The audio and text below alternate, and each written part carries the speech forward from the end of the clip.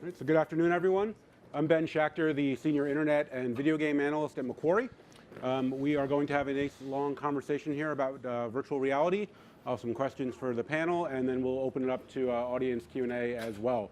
So why don't we start with just letting you introduce yourselves. We can start right here. Hi, my name is Brad Herman. I'm the co-founder of Spaces. We were a spin-out from DreamWorks Animation, where I started the virtual reality department there almost 4 years ago. We've raised $9.5 million this past year, with Comcast Ventures leading our rounds. And we're building location-based entertainment VR and building theme parks in China and really focused on people having a good time. Cool. Hey everybody, I'm Peter Liu from Pritzker Group Venture Capital. I'm a vice president here in our LA office. We're an early stage venture capital firm focused on Series A, Series B investments across a bunch of different sectors: enterprise, consumer, healthcare, IT. I spent a lot of time at the intersection of emerging technologies such as VR and AR with those verticals. Hi, I'm Gil Baron, CEO and co-founder of Mindshow, a software app for creating, sharing, and experiencing animated shows in VR, where you can control characters and do it with your friends and share it out to all of your social media as well as VR. We're a venture-backed startup. We've been working in the space for about 3.5 years. And I'm Ted. I'm the futurist at 20th Century Fox. So I touch anything that might be qualified as what could be the next thing in where entertainment is going. So we're sort of experimenting a lot with the space, and sort of my whole career I've been pushing interesting rocks up hills until they start to roll down on their own, and then I move on to the next thing. So that's what I do. Great, so why don't we start with where are we on virtual reality and augmented reality? You know, it feels like there's a lot of hype out there. Some people are really excited, some people are not so excited. I feel like that from the investment community, there's a bit of both. So where do you think we are, and you know, what needs to happen to really get this thing going in a more meaningful way? Well, I think it depends on how you define get this thing going. I think for three of us on this panel, we've been doing these panels for 4 years. We've been working really hard building it, and it's not going to be an overnight success. I think we're really starting to see the home market actually evolve and show up. On the mobile side, nearly 6 million headsets that are actually out there and being used. And the location-based entertainment side, it's huge. Yeah. It's already arrived. There's already a massive market in China, which we're a part of. And so I think what we're going to see is those markets starting to catch up with where LBE is, but it's going to take time for the prices to come down and for really the stellar pieces of content, and Mindshow is one of them, to get in people's hands from a viral standpoint. Thank you. Any other thoughts from you guys? I mean, do you think that the hype is sort of ahead of where we are already, or is it the other way around? Well, it's sort of natural part of the hype cycle, right? The hype rarely does anything ever live up to the hype, and that's part of the process of the cycle. So I think this is a natural kind of a rebalancing and a recalibration, which is actually helpful for everyone, because I think one of the things that we deal with VR is that you think you know what it is until you've done it, and even when you've done it, you've only done a flavor of it. There are different flavors of VR, there's different kinds of VR, and getting a vernacular understanding of that involves actually trying it. And so I think a lot of the hype is, I mean, we're all here, we've all put some of our lives online for this because we've done it and we believe in it, right. And that's what we see over and over again. When you put someone in good hardware, give them a great experience, they come out an evangelist. And so that's the path to adoption, and that's a one-on-one experience that doesn't scale exponentially. Yeah, maybe from an investor's perspective, we think of markets, or especially emerging markets, in terms of timing and size. And so right now, if you look at any type of market adoption curves, there's always a prolonged period where it's sort of in the trough. Each new technology, that trough is it's shorter and shorter and shorter. So you look at TV, that took about 25 years for 25% market penetration. You look at internet, it took 10. You look at mobile, it took 5 or 6 years. We think that VR can take a little bit faster than that. It could be. We're still in the early periods of that. And the trough is always flat, right? It's flat and it's not really accelerating. Once we get past that chasm and it starts to inflect, that's when the real opportunities are. But there's a lot of things that needs to happen that both Ben and Gil talked about, that Brad and Gil talked about, that allows things to really take off. So I actually have a slightly different view on that. I actually think that the entire medium as it stands is actually underhyped. That with all the awareness and with all the attack points and all this capital moving into these markets, the actual power of what is happening now with something that, by the way, is nowhere near new. So the first sort of misconception about VR, AR, immersive entertainment, personal entertainment is not a new thing at all. It's just getting a new awareness bubble. It's actually been around for as long as traditional media has been around, which is an interesting thing to get much deeper into.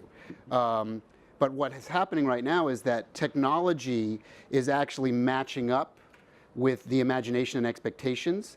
So if you look at the view of what is really happening in this space as the next evolution of visualization tools, entertainment tools, and productivity tools, that the money that's going into it right now is actually just a drop in the bucket.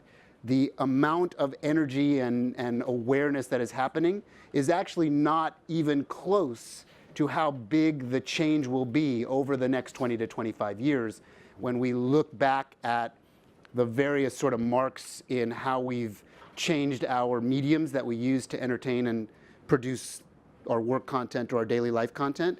And you may remember a day when you used to use a big CRT monitor on your desk and a big CRT monitor in your home, but those days are long gone. And there will be a period of time where all the things that you use now will be long gone, that you will reflect on them like big, giant CRT monitors. That's the really big opportunity. Yeah. All the rest of this stuff is just kind of the really interesting icing around the real cake. Like window dressing, yeah. So that's kind of what I think about. Do you think it's the hardware? Is the hardware further along than the software, or is the software further along than the hardware right now? I would say they're kind of relatively in tandem right now. The software tools that are being built, the game engines that are allowing us to build immersive entertainment experiences, the camera technology that allows us to shoot things are pretty much in line with the hardware. The challenge with the current hardware, and you guys I'm sure would all have opinions on this, is when we talk about where we sit today with the commercialized hardware, we're in the box on face days. Right. That will not be the future. That's a period in time. So I often sort of talk about where we sit today as we're sort of in the brick cell phone days of virtual reality and the beginnings of augmented reality, where we're actually in the bag cell phone days of that. Yeah. Over the next 10-ish years, you're going to see a migration of the tools that we use now, which are essentially these pixel grid sort of devices that are, by the way, incredibly remarkable. So I don't want to like understate what they are, but there's a wave of change and a wave of technology that will happen in this next 10-year period, give or take, that will actually find that the device itself will become so right and so nimble and so appropriate to use to wear something rather than hold something or park something on a desk or a living room, right, that it will actually take over quite a bit of the spheres of entertainment and productivity. You know, fundamentally, we're headed towards these, right? It's going to be something that's a pair of glasses or smaller. Whether that takes 3, 5, or 10 years is an open question, and there's no lack of companies working on that. But if you look at what Pokemon Go did, if you look at the phenomenon of Pokemon Go, which was AR-ish, still people looking down at their phones, but look how that captivated the world in such a short period. Imagine when that content from every brand, from everything you're doing, can actually exist in your daily life. From everywhere you go, everything you do, digital content blends seamlessly with the real, and what that fundamentally means for entertainment. That's, I think, the shared vision that all of us have, and everything we're doing right now is stepping stones and working towards that vision. And we're going to get there. The question is, how fast can we get there with the tools and hardware? Mm-hmm. And I think that's where venture plays an increasingly important role. It's that fuel that accelerates us to get to this inevitable next medium of entertainment. Well, and there are these natural sort of stepping stones along the way, right? Like we talk about, historical technology. We talk about, dial-up modems, right? And then we start to see some in-home broadband, and then we see graphical interface on a web browser, and all of a sudden there's a whole new, explosion of use cases. And I think that they're in tandem there, right? When you think about the hardware and the software, that they're constantly leapfrogging each other. Mm-hmm. And I think that's kind of the space we're in right now. And one of the exciting things about it is that we have a general sense of the trajectory, but the way we map that back to people's lives and to enrich those lives and their experiences, to Brad's point, as it shrinks down smaller and smaller, then it just becomes more and more inevitable. Yeah, I mean, Go ahead, sorry. If we're looking at it a flash in time right now, my opinion is that the hardware that's available today can create some incredible experiences, and those experiences have yet to be created. There are a bunch of really amazing people working on the software side and experiences for people to leverage today's hardware that will really help drive the growth of this sector. You know, we've seen a lot of, in the gaming world is a great example where you have entire consoles that are being made by one or two killer pieces of software. And I think today, the software that's out there today can, you know, you see PSVR selling for close to 1 million units. That could be 100 million units if there was the right software out there today that's going to drive that usage. Both are going to get better. Yeah, I think it's worth pointing out, though, the PSVR sold those units in 1/6 the amount of time as the other hardware players. Is that when you look at like how many units were sold by the end of last year, PlayStation only went on sale around Thanksgiving. Like, it did that in an incredibly short period of time. So if you're not looking at that graph adjusted for time, it's like, oh, PlayStation, they're about equal to the, like, no, they did that in an incredibly short period of time. It exceeded their expectations, and they have an incredible user base still left to monetize. Yeah, almost, well, it'll be 60 million by the end of the year. Yes, sir. It's a lot of people. Yep. It's an interesting question I like to ask to audiences is, so you all have a little mobile computer in your pocket or your purse, right, that you call a smartphone. If you would raise your hand and think to yourself, when it gets much more appropriate to wear that than to carry it and hold it and trip over yourself as you're walking down the street, would you be willing to do that? Would you be willing to try it just by a show of hands? I know all you guys would, but I'm just curious. So, you know, it's kind of like 70% typically is where we get. That's a kind of like, threshold. Yeah, it kind of makes sense. Like, you know, you're holding it now, but if you could do this and it just lives up here instead and it actually makes more sense, that's just kind of where things becomes. It's interesting that it becomes less intrusive by being more intrusive, right? It's by being pervasive. But it requires a human nature change. Yeah, It does, yeah. right. Which, by the way, this is a human nature change. The fact that we're all holding we're these all little walking micro around devices looking like that. And I think interacting with us. It also reflects on industrial design, style, and approach. Look at Snapchat spectacles. Huge lines, everybody wants to wear them, they're fun, they're really neat. It's a camera on your head that you're taking pictures of, it's very obvious that you are with the lights. And then think back to Google Glass and what people called people wearing Google Glass. While Google Glass certainly had more functionality, the part that people generally objected to was the camera side. And here Snapchat comes along with something at a low price point with really loud color frames and an even bigger camera on your face. And the way they market it. And no one objects because of the marketing, because of the industrial design, because of the people that they're trying to engage with that product. Well, and they realized that they needed to let people know very overtly when the camera was on. Yeah. That was the big miss that Google Which is like had. which is basically the People UX didn't thing. know. If you're wearing the thing, like, are you filming me filming right me now? right Dude, now? it's freaking weird. Stop, you know, kind of thing. Whereas the Snap culture is such that people want to be involved in that culture, and it's a big. It's like the record light on that camera, right? There's a red record light. I know it's recording. Right? Yeah. If they put tape over it, I'd be a little more worried. I think we're in Los Angeles. So much entertainment here. A lot of video game Activisions, down the road. How important is video games? How important is entertainment to this? Or do you think it's more going to be something out of the blue on enterprise? I mean, I would say, most of the technological revolutions we joke about, have been led by games and porn, and that's how we got a VCR. That's how we got the internet at high speed. That's those are sort of leading indicators, right? And so I think entertainment will lead the way and will pave the road. I think for all of us, I certainly speak for myself that I'm in this for more than entertainment. I think that is what Ted was saying about how pervasive and positive for humankind this can be as a medium for communication, for education, for rehabilitation. Like, we're just beginning to scratch the surface of what this is and what the possibilities are. And in many ways, entertainment leads the way. It's just sort of gaming is a sort of this soft entry point. Yeah, I think it's about the first touch points. Location-based entertainment, the stuff we do, we have 23 million park guests a year that come to the parks that we're associated with in China. This is a first touch point for many of them in VR. It's a very easy point for them to get access and do it. And a lot of things they're doing are gaming, are entertainment related. But if you look on the consumer side, HTC put out that a third of their Vive sales in China are on the B2B side. And the majority of those are actually pushing on the education side. And I think if you look at the people in this room and say, well, how many of you would pay $1,000 for a new gaming system? Some of you already have a gaming system. Some of you, okay, what's the upgrade? Why? Or maybe you're not gamers. If you say, would you pay $1,000 for your kids to have the best classrooms and education experiences that money could buy? They can go to the Serengeti and learn about conservation. They can sit in a classroom at Stanford and learn from the best professors. If you give them those experiences, what parent wouldn't say, well, obviously, like, that's why we got a computer in the first place. That's why we got internet. You know, those are the things that are going to make a much easier home adoption. That's where parents will spend the money. When you say it plays the best video games you've ever seen, there's a certain sect that will say absolutely yes, and my household's probably one of those. But broader adoption is going to require broader content.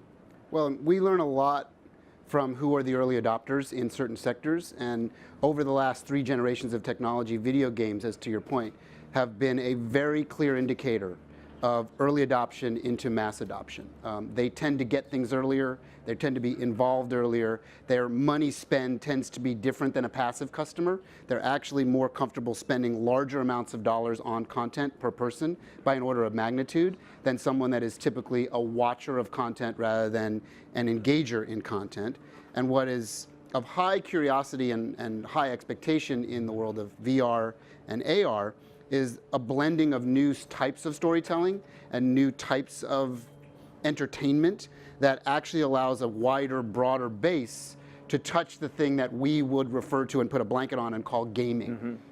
Because gaming has had typically a harder barrier to entry because of the way that you work with the devices. But now with the advent of virtual reality, which is more than just what's happening on your face, it's actually what's happening with your body and the haptics and the connectivity, you actually use natural body motion to interact with a game or a property, and that instantly becomes a broadening effect. When you can put mom or grandma in something and they can get it right away, as opposed to, where's the A button? Why do I have to push the X and the A at the same time?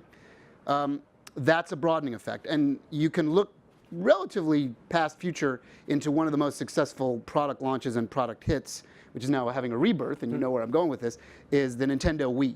The Nintendo Wii took gaming out of just the gamer's hands and made it a broad market product where everybody could figure out, oh, if I hold this and do this, it's like I'm hitting a tennis racket. If I do this, I'm bowling.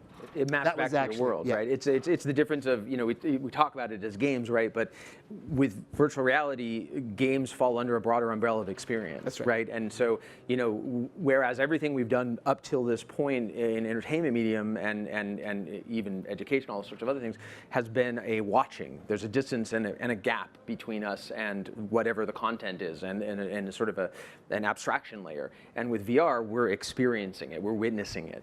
And so what that means is that games fundamentally change, they become different. Experiences that may present as games because they're on a game console are actually touching different parts of your brain than a game would. And that's really, I think, one of the great, profound opportunities. Let me bring a little bit of Wall Street cynicism to this. So, you know, I've been following the video game industry for 17 years, I've been playing them since I was 5 years old. The Wii is a great example where, yeah, it's a huge success, sold 100 million units, had that killer app of Wii Sports, but the truth is, Nintendo was the only company to ever make any money off of it. No third party supported it, and no one uses their Nintendo Wii anymore. If you remember at the time, there were all sorts of, you know, sort of press releases and articles about surgeons using it to become better surgeons and all these different things, and it all amounted to nothing. Yeah. So the cynic in me says, you know, VR right now, we're at that point. You know, you can't turn on a TV without finding some show about, here's the surgeon going to use VR to save your life kind of thing. Are we getting ahead of ourselves in this? Like, you know, clearly you guys are all in the industry, you think it's going to work. I do as well, but there should be some cynicism around what we've seen in the past. I don't think so. I mean, I think initially You're a venture market, capitalist, and I'm more the public. That's right. That's right. I think initially, right now, we see a lot of the use cases in gaming because the addressable users are typically the gamers themselves. They have, you know, Valve, which is one of the big Steam, one of the big distribution channels today. That's essentially a gaming portal for people to download gaming applications. And so the machines that are required to run the Vive and the Oculus are generally machines that are powerful enough that gamers only have. Like traditional families might not have machines that can have those processing powers. And so the PlayStation is a gaming console. So as new devices come out, you see Microsoft announcing a $299 headset that's going to be with min specs that can be run on a traditional Dell laptop. I think that will start to permeate different areas of the consumer population as well as the enterprise population. And then when you think about mobile, when that starts to really take off, that really expands the use cases. And then AR also expands the use cases as well. So I see this technology translating to a broad array of industries on the enterprise side, and as investors, we're looking at a lot of those enterprise applications. And I would argue there's a counterpoint to your Wii analogy. So Nintendo didn't win, but the entire industry did. After Wii, those types of sensors made their way into every single console and controller. Every single thing out there actually supports those natively now. So you don't think of it as like, oh, it's the big wand that I'm swinging around, but your PlayStation 4 DualShock controller has the same sensors, and many games take advantage of it. Yeah. The PlayStation Move controllers use the same, so does Xbox. And in fact, tablet gaming and mobile gaming all jumped on that bandwagon after Wii. So if you've ever seen kids playing with like driving games like by turning their phone, if you've ever seen mobile gaming that used it, they actually spawned a revolution that casual gaming took advantage of in a major way. Yeah. So I think that, no, Nintendo didn't win and those things didn't win for Nintendo, but the industry grew as a whole, and the industry won in a big way. The other way I would look at it is, I actually mostly agree with you, but with a slightly different tilt on it, is that we tend to live in mostly hit-driven industries these days, across the board, regardless of what it is. Entertainment is a very good example of a hit-driven industry, but many other industries are essentially, you're culling the herd, constantly culling the herd, right? So if you look at this emerging industry as a byproduct or on top of other industries, you're likely going to look at everything that people are dancing around now, everything that money is being put into now, every developer that's putting time and energy into stuff, 90 to 95% of that will all just go away in the wash over time. They will not find market success. They will not find traction. There will be talent from those companies that will get absorbed into other larger companies that are successful. And this tracks sort of every other industry that relates to technology. So if you look at where we are now, we're kind of in this wonderful panacea of all these companies that are getting little chunks of funding to pursue their dreams and pursue their wonderment of the world. And it's a really interesting time for me to get to do what I do and all you guys to get to do what you do. But the reality wash over that is almost all of those things will be highly uncommercially successful. They may be aspirationally successful. They may show us the way, to Brad's point, but they won't win. And it's no different than the way that movies get made now and the mass of movie material that gets created at all different levels and all budget levels, and the ones that are actually successful. And we could tie that to TV, we could tie that to video games, we could tie that to mobile, we could tie it to anything. So I think that the thought process that all of these sort of dollars are getting invested, and these are really good investments, is a sort of a bad thesis. Mm-hmm. The better thesis is that you should be really smart with your investment dollars and believe in your thesis and hope that the thing that you've chosen to invest in is one that can cut through the nonsense, that can actually cull 20 or 30 layers into that process over the next few years and find initial commercial success, keep those employees alive and running the company, and then move a few more layers and maybe get acquired or maybe become its own little thing. But I think I would say anybody would argue that it's definitely 9 out of 10 won't make it. Right. Sort of like the restaurant business. There's so much to talk about, and I think all of us could go on for hours in this, but we only have a short amount of time. Let's just try something very quickly if we can. Each of you in a sentence or less, what are you most excited about, a specific experience, a specific piece of hardware or software over the next 12 months? I'm excited about what we're building and what we're bringing to 23 million people in China. It's a huge market. Yes, we're looking and doing stuff here in the States too, but honestly, there's people there that are willing to pay and generate us revenue now. And we like being a revenue positive company. Is there one particular experience that you think is most successful for consumers in China that you're doing? Yes, but we haven't announced it yet. All right. I'm most excited to see how phone manufacturers will leverage the Snapdragon 835 to do 6 DoF on mobile. It's a fun headset. Yeah, I'm excited to launch Mindshow. That's to get that into more hands and have more people creating experiences in VR that they then share to other people, share the joy and the love and the creativity that they spawn in VR outside of VR. It's a really cool thing when you see what he's up to. Two things I'm most excited about. From a big movie studio standpoint, where I get my paycheck, I'm mostly excited that they have some breathing room and the ability to think creatively and give us some runway to experiment with where the future might go. That's really exciting and has been exciting for the last few years. I'm very, very excited about where the hardware technology is pointing us and how much of a change is happening in these dark rooms that we get a chance to spend a lot of, that very few people have seen the outcome of, but will see in the next 3 to 5 years, how big the change will be. All right. Again, we have a very short period of time, so let's do a quick word association within the context just of AR, VR, right? So there's a lot of things to talk about. But if I just give you a company, what do you think of? What's the first thing that sort of pops to your mind? We'll start with you. So if I say Apple within the context of AR, VR, what does it make you think of? Apple is wait and see. Apple is misconceived as one of the most innovative companies in the world. Apple is the best execution company in the world. They will watch a market, they will see what's going on, and they will find their time to enter appropriately and clean up the mess of everybody else. That's what Apple has done over and over again. Right. So in a couple of words, Apple within the context of AR, VR? I can't say, actually. Okay. Ooh. Interesting. We'll talk later. We'll talk, yeah, exactly. Go to the Apple store in the 3rd Street Promenade and look at the art on the walls. It'll tell you everything you need to know. That's good. Yeah, that's good. Okay. What about Google? They're a great company, a behemoth, and if anyone thinks that they planned on stopping at things made of cardboard, then they have a misconception. Right. Facebook? VR is inherently social. Yeah. Yeah. Thanks for buying Oculus and helping legitimize an industry.